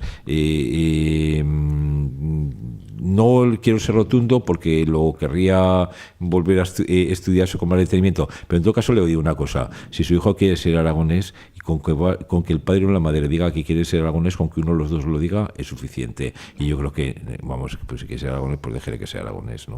Gracias. Y que asienta con él. El consentimiento lo presta él y el asentimiento, que es como el permiso, lo tienen que dar los dos. Atrás, yo, y después aquí. Para no equivocarme, no me atrevo a decirle tajantemente una cosa. Pero 18 años sí, y esto otro... Sí, había una pregunta, ¿verdad? Sí. Bueno, gracias y felicidades por la intervención. Le quería hacer una pregunta, si podía aclarar el pacto sucesorio en familias con muchos hijos y la casuística con la legítima, si procede. Si lo podía aclarar un poquito. Sí, el pacto sucesorio se puede hacer de 2 maneras distintas. O sea, se puede hacer, por ejemplo, uno puede pactar con un piso y puede pactar de 2 maneras distintas. Que el piso ya sea del hijo, el piso ya sea, o que el piso sea para después de los días. En Aragón, fíjese, casi nunca se habla de la muerte, se habla en el derecho foral se habla para después de los días, que es una manera, digamos, amable de contarlo. Y se puede pactar para eso. Bueno, si lo pactas con entrega de los bienes, ya está hecho, ya está transmitido el bien y ya está. Si lo pactas para después de los días, mientras viven los dos, se puede revocar, si los dos están de acuerdo. Aun cuando y el pacto sucesorio con personas de fuera de la familia. Se puede hacer perfectamente, siempre que respete las legítimas. Eso.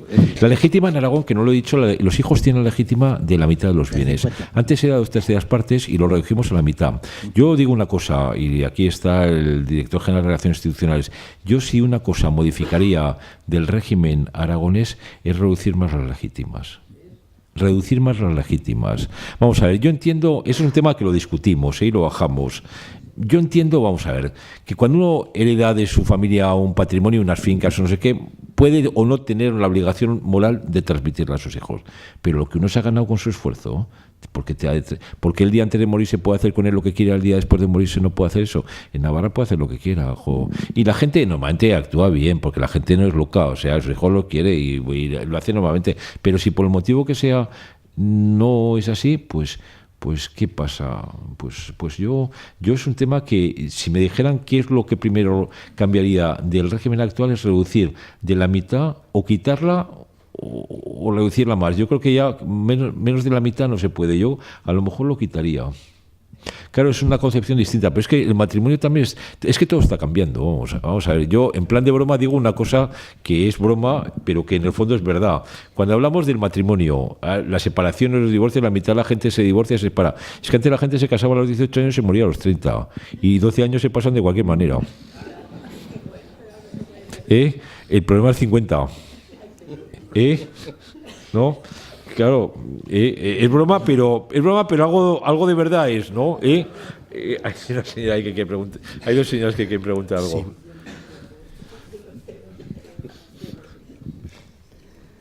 Hola, buenas. Gracias por dejarme preguntar. He llegado un poquito tarde, pero lo siento no haberme llegado en su momento. Yo creo recordar que la última compilación del derecho foral es del 23 de abril de 2011. El Código Foral. El Código Foral, bien. Es que claro, yo sé algo, pero tampoco lo domino excesivamente. Bueno, no soy profesional, claro. El Código Foral, entonces. 23 de abril del 2011, ¿no? Sí, que es el día de San Jorge, y lo sé seguro, y 2011... Sí, no, yo también lo sé. Yo creo que también, sí. Eso, la fecha sí que lo sé seguro. Sí, seguro. Entonces, respecto a lo que había anteriormente, ¿Qué es lo que cambia? ¿Cambia mucho o sigue lo mismo que antes se decía? Pues mire, la verdad es que una de las cosas buenas que ha tenido el derecho aragonés es que, en general, los jurisconsultos aragoneses han estado bastante de acuerdo a la hora de hacer leyes en Aragón. Eso ha sido una tradición. Y el tema político ha tenido una influencia muy, muy limitada. O sea, porque es un derecho muy consolidado, es un derecho muy abierto que permite hacer todo lo que la ley no prohíbe, y ha habido muy pocas limitaciones. Aquí la compilación que dirigió la Cruz y que estuvo gente de primerísima línea, además todos trabajaron aquí, en el derecho aragonés, en el derecho privado siempre se ha trabajado gratis, en el derecho público no, pero en el privado siempre se ha trabajado gratis. Pues estaban Palá, estaba gente de primerísima categoría, Lambán, estaba Lorente Sáenz, estaba Martín Maestre, había gente de mucho nivel. Hizo una compilación que estaba muy bien, que era estupenda. Desde un punto de vista técnico, la Cruz era un técnico de primera línea y se rodeó de gente que estaba en la vida real y estaba muy bien.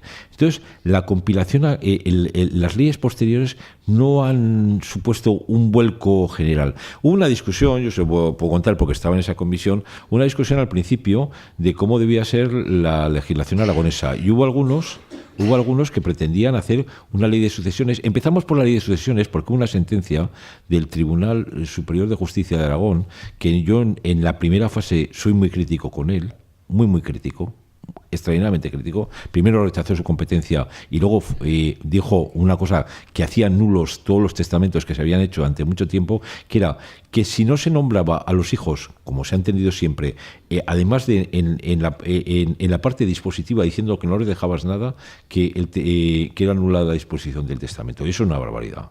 Eso iba en contra de toda la tradición jurídica aragonesa, ¿verdad? Entonces, para que no fueran nulos todos los testamentos que de buena fe ha hecho la gente, yo propuse empezar por sucesiones y se hizo. Entonces se discutió. Y claro, ahí había dos tendencias. Unos que querían que hiciéramos un código de sucesiones de 700 artículos, como el Código Civil. Vamos a ver, la gente de la universidad, pues claro, les gusta que sea largo.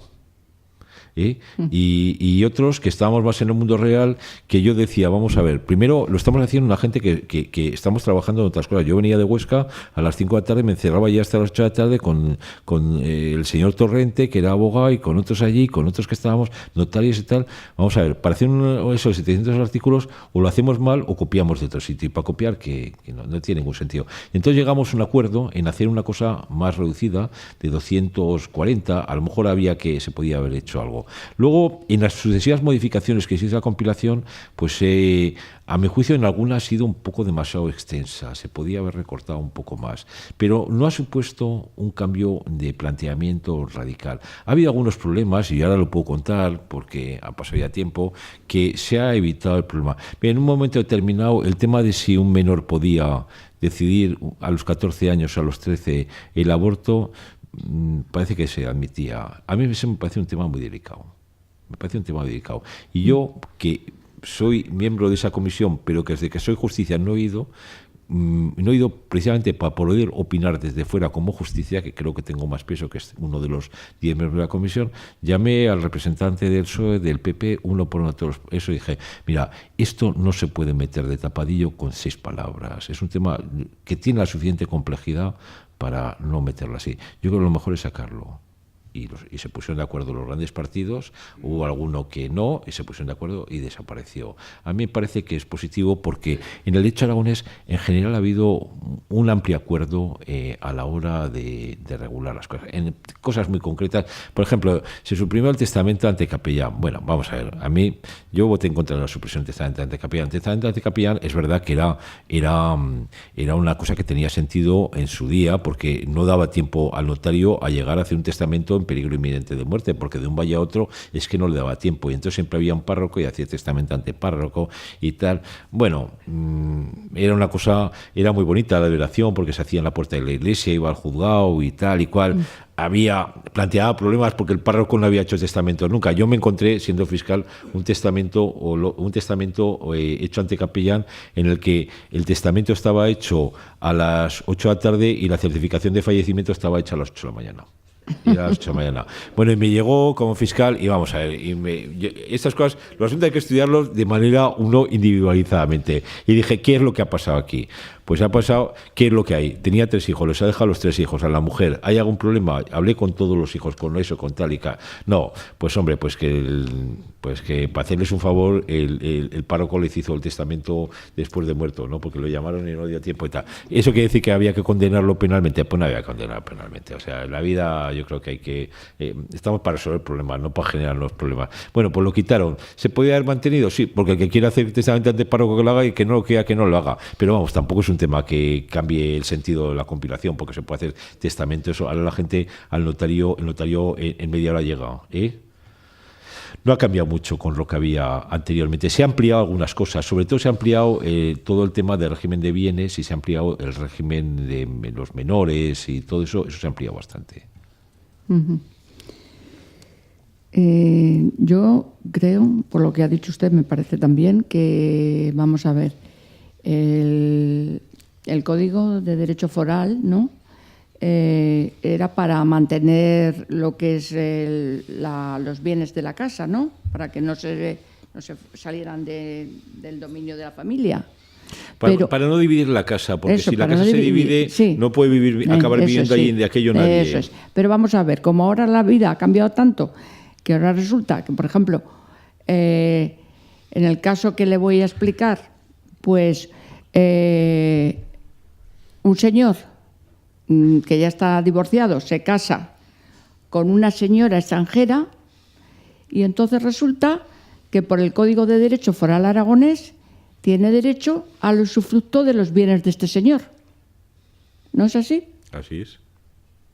Y entonces ahí, si además es un matrimonio que se celebra pues unos días antes de morir este señor, pues resulta que los hijos, como el usufructo, en este caso es un 30 años bien, más joven, ya es 30 años más joven y va a tardar en heredar 30 años más. Sí. Bueno, entonces, es que resulta que en un segundo, ya termino. Este señor, se casa con una extranjera, bueno, da igual, ¿no? Se casa con alguien. Entonces resulta que este matrimonio dura unos cuantos días y entonces resulta que los hijos no pueden, como es un bien inmueble, no pueden hacer uso hasta que esta señora, digamos, no esté aquí. Hombre, a lo mejor se puede impugnar el matrimonio. A lo mejor se puede impugnar el matrimonio, no lo sé. Pero es muy difícil impugnar un matrimonio, porque en un matrimonio que se llama, creo que se llama este matrimonio en... ¿cómo se llama? A ver, que él estaba ingresado en el Hospital Clínico Universitario, o sea que se llama en artículo mortis, eso es, sí, que no me acordaba, muchas gracias. En artículo mortis. Pues resulta que ahí va un forense del juzgado para ver cómo está él. Él resulta que, claro, pues está bastante mal porque si se muere a los pocos días, imagínense cómo puede estar. Además tiene un cáncer, con lo cual a mí me han dicho que las personas que padecen cáncer y están ya, bueno, pues ya, pues eso, a pocos días de morirse, pues están como muy drogados, ¿no? Para, claro, que no tener dolor.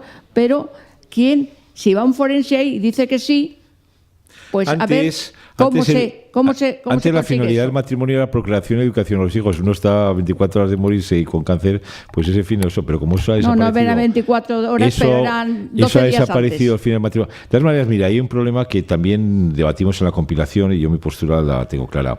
Eso dice que más vale ser viuda en Aragón que reinar en España. Porque la vida en Aragón está muy protegida. Les he dicho que tiene el fruto universal de los bienes, mientras que le he dicho como eso. La sobreprotección de alguien a veces es contraproducente, como poner penas muy altas. O sea, si una pena de violación la pones altísima, igual que la pena de muerte, los jueces condenan menos.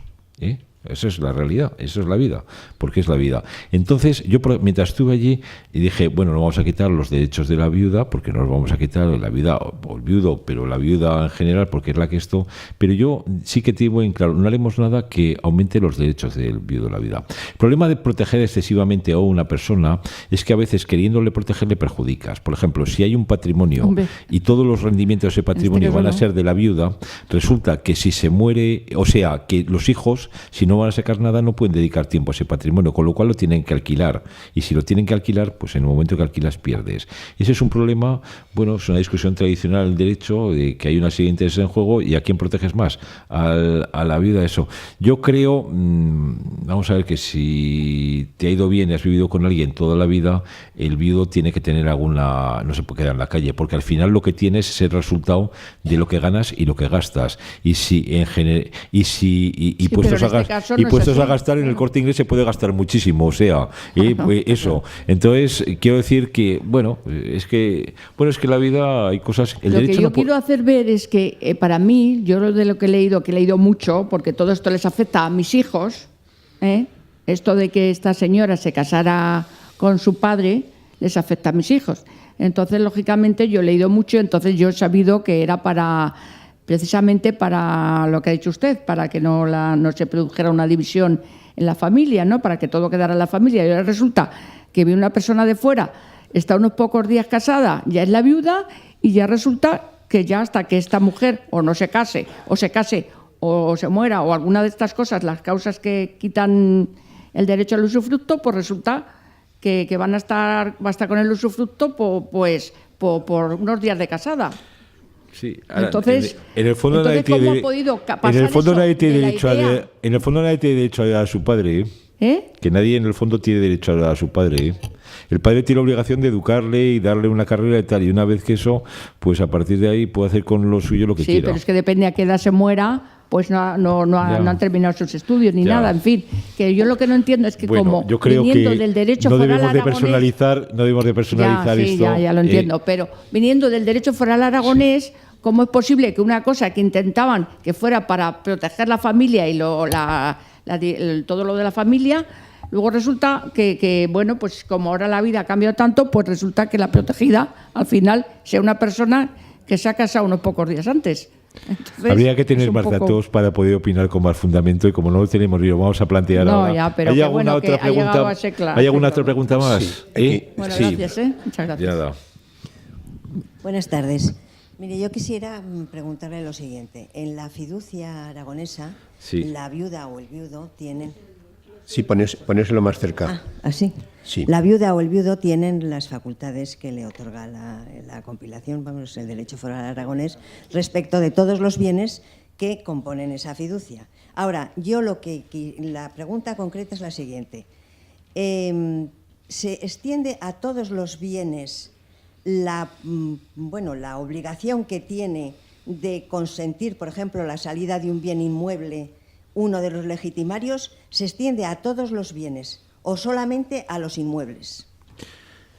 Vamos a ver, una modificación que se hizo en la reforma de la ley de sucesiones, en la que yo intervine porque era su comisión, era distinguir dos cosas en la fiducia. Una cosa es quién va a decidir a quién van a ir a parar los bienes, que eso es un tema que normalmente se deja a la vida, y otra, si hay un patrimonio importante, quién va a administrar esos bienes durante ese tiempo, que es un tema importante, porque si se administra mal y a lo mejor la vida no tiene por qué administrarlo, lo tiene que administrar un gerente, pues eso es muy importante. Luego, lo que se ha pretendido con la ley es que los bienes no sean unos bienes muertos, que se queden allí y queden intocables, y lo que en general se pretende es que esos bienes se puedan comprar y vender, se puedan esto. Como no se sabe a quién van a ir a parar los bienes, en la ley se optó por la sucesión que estaban optando los notarios en la práctica. Los notarios han influido mucho en el derecho aragonés, que era que si uno solo de los legitimarios prestaba el consentimiento, pues ya bastaba. Y si presta el consentimiento uno de los legitimarios, la venta es válida. Ya, pero yo me refiero a si son... Pero ¿sabes qué pasa? Que en los bienes muebles habría que distinguir qué tipo de bienes muebles son, porque si es disponer de dinero, pues efectivamente se puede disponer sin ningún problema. Si es un bien mueble de extraordinario valor, se ha suprimido la distinción en Aragón entre sitios y bienes muebles porque los sitios eran especial. Pero claro, si es una escultura o un cuadro que vale muchísimo, pues hará falta el consentimiento del hijo, lógicamente, ¿no? El derecho al final es sentido común. Y lo que hay que estudiar es cada caso y decir, vamos a ver, este cuadro que es un Goya, es un bien mueble, ¿verdad? Pues hará falta que uno de los legitimarios consienta, porque si no, es que no puede ser. Y al final el derecho es sentido común, y hay que aplicar las cosas con sentido común, ¿no? O sea, entiendo que lo que es lógicamente el tráfico normal de los lo puede hacer perfectamente el fiduciario. El fiduciario o el administrador de... Sí. Y no solo el fiduciario, porque se puede nombrar un administrador diferente y se puede gestionar la empresa sin ningún problema. Porque una cosa es gestionar la empresa y otra es decidir el día de mañana a quién van a ir a parar lo que quede. Y en los bienes, pues habrá que ver. Si es la gestión normal de la empresa, ya está. Si hay un Goya y van a disponer del Goya, oiga, entonces que venga un legitimario. Sí, no, es que eso es de sentido común. Claro. Muchas gracias. A usted. Muy bien. ¿Más preguntas?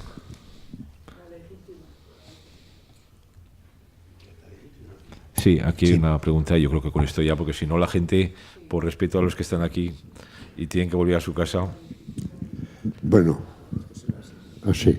Muchas gracias, pero vamos a ver, yo soy aragonés también, muy enamorado de nuestras costumbres y de nuestras leyes. Por encima de todo, nuestras costumbres, nuestro sentido de familia que siempre hemos tenido como lo mayor, lo más hermoso y lo más santo que hay en la humanidad es una familia que esté unida y que se lleven bien y que se respete.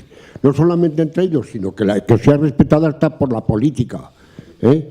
Pero ahora muchas veces, yo toda mi vida he estado entregado al apostolado. Al apostolado que he estado, al apostolado de la Iglesia, al apostolado gitano, al apostolado de gente pues que estaba sin bienes para poder vivir y resistir, y siempre en Cáritas y en todos los sitios. Muy bien. Entonces, el sentido de familia se está perdiendo, por desgracia. Se está perdiendo. He visitado muchas residencias donde habían ancianos y he ido a ayudarles porque estaban solitos. No tenían ni la mujer tenía el marido. Y bueno, pues ayudándoles a lo que fuera, a lo que hacía falta, sobre todo lo que querían era compañía y cariño y respeto. Bueno, y algunos, lo siento decirlo, pero hasta pasaban hambre. Ustedes lo saben muy bien, mejor algunos, que nosotros. No lo he escuchado. Algunos que ha dicho, es que no lo he escuchado bien. Pasando muy mal. Que pasaban hambre dentro de las residencias. Pero también nosotros, yo tengo 86 años ya, no había conocido nunca que un matrimonio anciano y tuviesen hijos, se tuvieran que ir a una residencia y los hijos los dejaran allí como olvidados.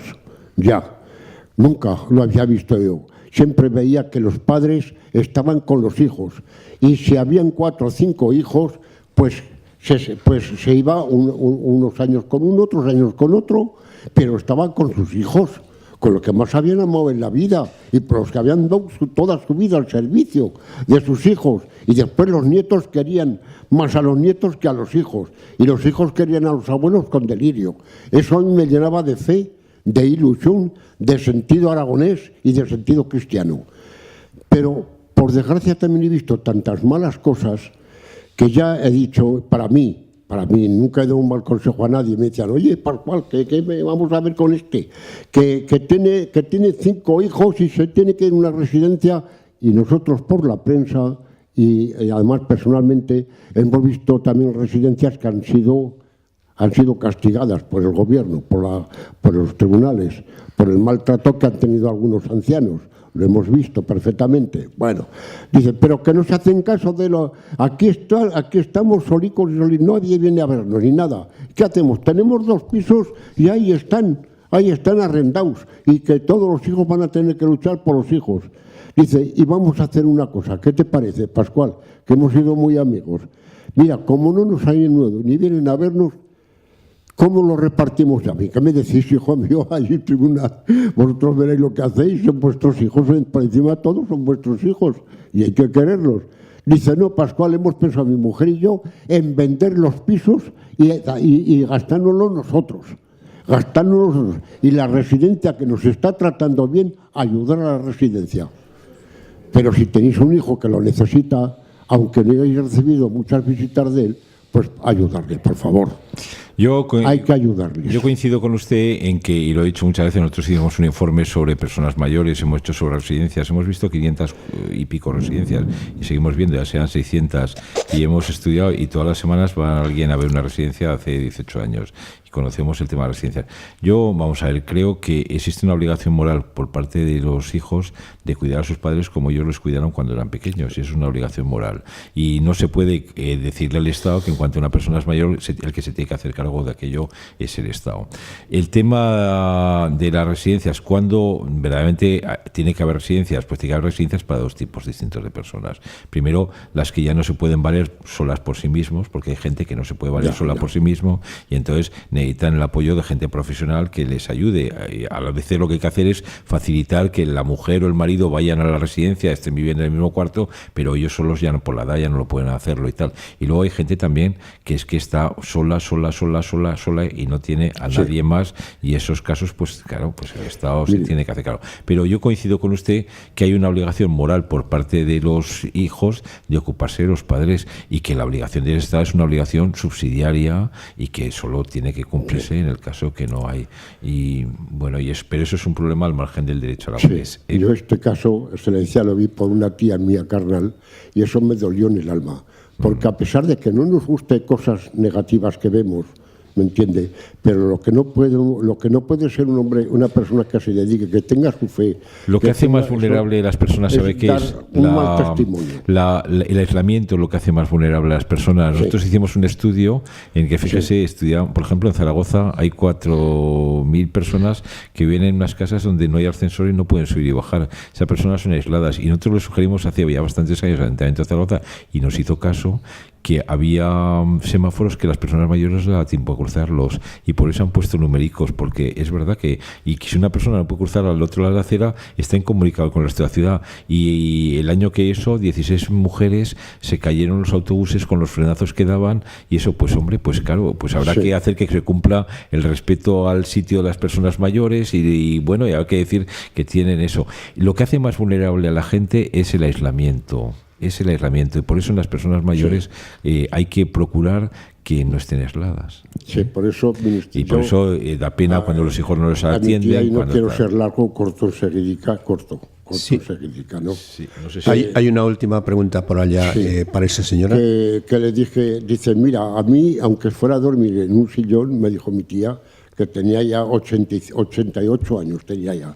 Dice, sería aún dormir, pero estar a lo de mis hijos y no quedarme a mi quisólica. Subimos mi hija y yo, que mi hija está también dedicada al apostolado, y vio que la comida que le daban, nada, se quedaba con hambre. Muy bien. Pero me parece que hay una señora hay que dar un testimonio siempre. Me parece que hay una señora ahí que hace pero el sentido de familia que todos tenemos obligados. Perdone, es que hay una señora ahí que quiere hacer la última pregunta. Sí, gracias, Pascual. Con sus normas morales. Una señora que quiere ya. Disculpe y muchísimas gracias. Simplemente no me ha quedado muy claro, porque usted ha comentado que se podía desheredar a los hijos, pero si por otra parte estamos hablando de la legítima y es la tercera a la mitad, ¿cómo se comprende eso? Bueno, se puede dejar todo a un hijo y no a los demás, y eso no hace falta que haya causa de desheredación. Eso. Ahora, ¿se puede privar todo a los hijos? Sí, se puede privar todo a los hijos si hay una causa de desheredación. Las causas de desheredación, las causas de indignidad están tasadas en la ley. Por ejemplo, atentar contra el pudor de las hijas, prostituirlas, obligarle a hacer testamento a alguien, obligarle a revocar el testamento, destruir el testamento. Bueno, antes me sabía que era opositor, me sabía las 9 causas de memoria, ahora ya me acuerdo de 5, pero en fin, pensándolo un poco más, esto. En esos casos, o sea, ¿se puede dejarte un hijo y nada a los demás? Sí. ¿Se puede privar a todos los hijos de la herencia? Sí, pero entonces desheredando. Y para desheredar hace falta que haya una causa de desheredación. A ver si, bueno, no atender a los hijos o maltratarlos, no atender a los padres, maltratarlos. Sí. Pero en ese caso, en el primer caso no hay que dar explicaciones y no hay que probarlo. Y cuando hay una causa de desheredación, las causas de desheredación hay que decirlas, y además, si le impugnan, hay que probarlas. Y a quien le corresponde la prueba es a los herederos que al final salen beneficiados con ese testamento. Vale, muchas gracias. Sí, bien. ¿Qué tiempo hay para impugnar? En principio 4 años, ¿no? 4 años. Sí. Sí, bueno, primeramente les recuerdo que les habrán dado una invitación que el día... Hay algunos testamentos que son plazos más breves, los ológrafos y todo eso son plazos más breves, y los militares marítimos, los hechos en circunstancias especiales, tienen plazos más breves, a veces son de 4 meses. Primeramente, gracias a don Fernando por la magnífica conferencia. Les recuerdo que el día 8 del mes que viene estará con nosotros el presidente de la Cámara de Cuentas, que nos hablará de la Cámara de Cuentas y, lógicamente, pues habrá el coloquio. Y para cerrar, le vamos a dar la palabra a don Enrique Jiménez Allueva, que ya le hemos presentado como director general de Relaciones Institucionales y Desarrollo Estatuario. Ya le hemos invitado también para que nos hable en su momento sobre el Estatuto de Aragón. Y así que dinos lo que quieras. Muy brevemente, por la hora que son, no se preocupen que nos vamos ya. Silvano, muchas gracias. Os he seguido prácticamente desde que habéis reiniciado vuestras gestiones y vuestra intención de crear estos espacios de encuentro y de que la gente pueda contarnos cosas y que venga gente muy interesante como hoy, Fernando, a hablarnos de cosas que a todos nos afectan. Por lo tanto, gracias. Fernando, es un placer estar contigo en lo docto, en lo popular y en la vida real. Es un placer y un orgullo estar al lado del Justicia, que por razones lógicas de cargo, que soy el enlace entre muchas instituciones y una es a la tercera de Aragón, y me congratula mucho estar con él. También David Arbués es un compañero de la Comisión Aragonesa de Derecho Civil que tanto nos ha defendido y de lo que tan orgullosos estamos, a pesar de que el derecho es un mundo muy poliédrico, y por eso yo voy a cerrar solo con una cosa: vayan ustedes a un abogado. Sí. La casuística es tal que no vale ni lo que le ha pasado al vecino. Yo solo cierro con ustedes: vayan a ustedes a un abogado, a un buen abogado, cuéntenle en todo, no le escondan nada, y así podrán plantear la respuesta, la defensa, porque al final luego están los tribunales, que a veces nos dan la razón o no, pero casi siempre, sobre todo el Tribunal Superior de Justicia de Aragón, pone casi siempre las cosas en su sitio, y cuando alguien, alguna institución jurídica, venga del Código de Derecho Foral Aragonés o venga del derecho común, está mal usada y civilinamente utilizada en contra de los intereses y del sentido común, como ha dicho el Justicia, normalmente reponen las sentencias a su lugar. Entonces, mi único consejo es nuestra obligación, mi obligación como derecho. Me hubiera gustado que hubiera estado José Mari Vescos, que fue mi antecesor en una de las direcciones generales que ahora ostento, que es Desarrollo Estatutario. Tengo también la responsabilidad de Acción Exterior y alguna otra más legislativa, pero me hubiera gustado darle las gracias porque yo soy nuevo en la función pública, además no tengo nada que ver con la vida política como ustedes la entienden, y me hubiera gustado agradecerle, a pesar de que es un gobierno distinto, de las buenas cosas que hizo cuando estaba en el sitio que yo estoy ahora, o en uno de los sitios que estoy ahora, aunque yo obviamente he hecho algunas cosas diferentes y haré otras cosas, que para eso estoy, pero me hubiera gustado agradecerle en directo lo bueno que hizo por divulgar el derecho aragonés, y con eso nada más. Muchas gracias por haber asistido y gracias a todos. Muchas gracias.